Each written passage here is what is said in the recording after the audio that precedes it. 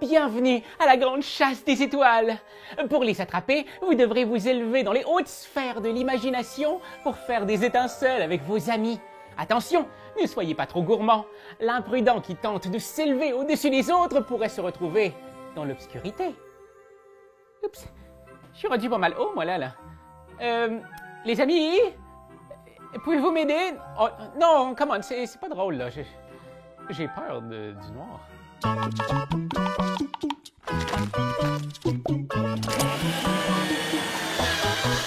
Stella est un jeu de communication et d'imagination qui se joue en 30 minutes avec un groupe de 3 à 6 joueurs. Stella est un jeu du Dixit Universe, c'est-à-dire que le jeu utilise les célèbres cartes du jeu Dixit. Des cartes aux illustrations charmantes qui peuvent évoquer des centaines de thèmes, de mondes, d'émotions. Vous n'avez pas besoin de connaître Dixit pour jouer à Stella, ni de posséder une copie du jeu.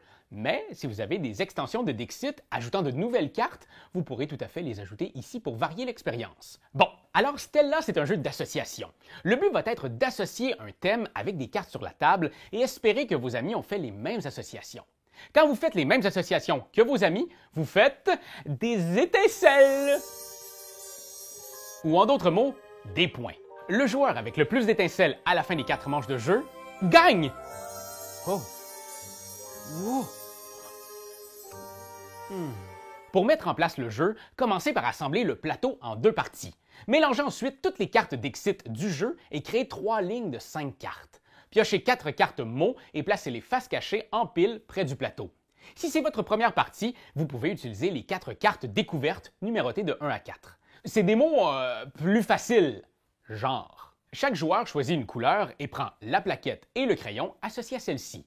Placez aussi votre jeton lanterne au bas de cette piste sur sa face lumière. Nommez un premier joueur au hasard. Ini mini magimo tatapika lucato rapato yakato toi.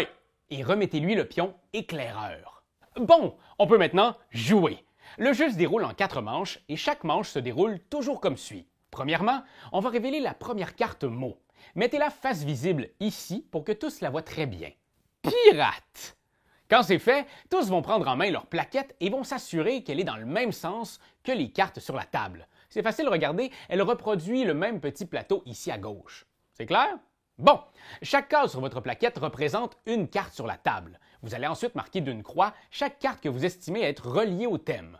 En secret, bien entendu. Tout le monde fait ça de son côté, alors pas de copie, pas de triche ou pas de discussion ou même pas de plaisir. Bon, ok, peut-être un petit peu de plaisir, mais pas trop, hein? Les jeux, c'est sérieux quand même. Bon, alors moi, de mon côté, j'ai mis cette carte-là parce qu'elle représente de l'eau. De l'eau, la mer, le bateau, un bateau de pirate. J'ai aussi mis celle-là parce qu'elle a un coffre. Coffre, trésor, pirate, ça fait du sens, hein? Vous pouvez en cocher autant que vous voulez, mais attention, parce que le but ici, c'est de trouver des associations que vos amis ont fait aussi. Alors, évitez de cocher des cartes qui n'ont aucun rapport, ça risque de vous nuire plus qu'autre chose. Et dans celle-là, il n'y a pas de limite de temps. Alors prenez le temps que ça prend. Mais pas trop, là, hein? Faudrait que ça aboutisse à un moment donné, sapristi. On passe ensuite à l'annonce. Tous clament haut et fort le nombre de croix sur leur plaquette. 7. Placez ensuite les jetons lanternes de chacun sur l'espace de cette valeur du plateau central. Si un joueur se retrouve à annoncer plus de croix que tous les autres et qu'il est le seul en tête, on tourne son jeton sur sa face obscurité. Ça change rien pour l'instant. Mais je dirais juste, c'est bien mieux de pas te tromper, mon petit gourmand, toi là. Notez que si 2 joueurs sont à égalité en annonçant le plus de croix que les autres, on ne tourne pas leur jeton. C'est alors le moment de la révélation. En commençant par celui avec le marqueur éclaireur, les joueurs vont devoir pointer une des cartes qu'ils ont choisies sur leur plaquette. Ils vont alors découvrir si d'autres joueurs ont choisi cette même carte. Bon, par exemple, moi je suis éclaireur. Je révèle donc que j'ai choisi cette carte avec plein d'eau. Oh yes! Le joueur rose et le joueur bleu ont aussi marqué cette carte.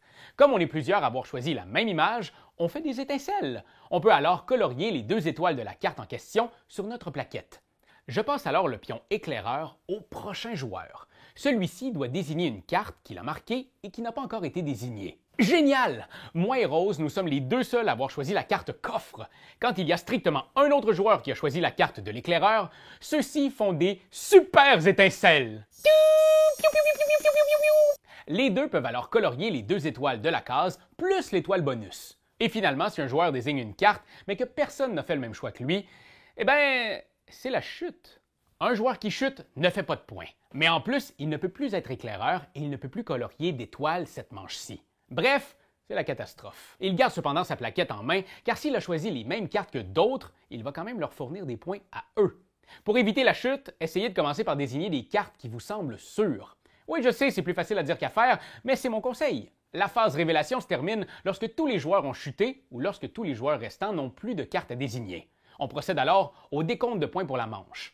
Additionnez alors toutes vos étoiles et inscrivez votre score dans votre colonne de pointage. C'est à ce moment que le joueur qui a son jeton lanterne sur sa face obscurité doit rendre des comptes. Vous vous souvenez de ça?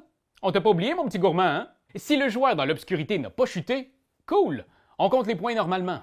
Mais s'il a chuté, oh là là là là là là, il a été trop ambitieux et il doit effacer une étoile de chacune de ses étincelles avant de totaliser son score. À la fin de la 4e manche, le joueur avec le total de points le plus élevé gagne. Stella est un jeu intuitif et drôle. C'est un défi qui récompense ceux qui trouvent de multiples associations avec leurs camarades. Mais soyez prudents quand même, parce que vous n'avez pas place à l'erreur ici. Oh non, c'est une quête d'équilibre pour les aventuriers de l'imaginaire.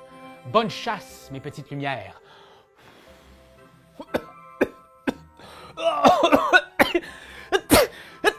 Oh non, j'ai une poussière d'étoiles dans le nez. Oh, j'aurais dû prendre mes pilules d'allergie. Oh là là là là là là. Oh, désolé.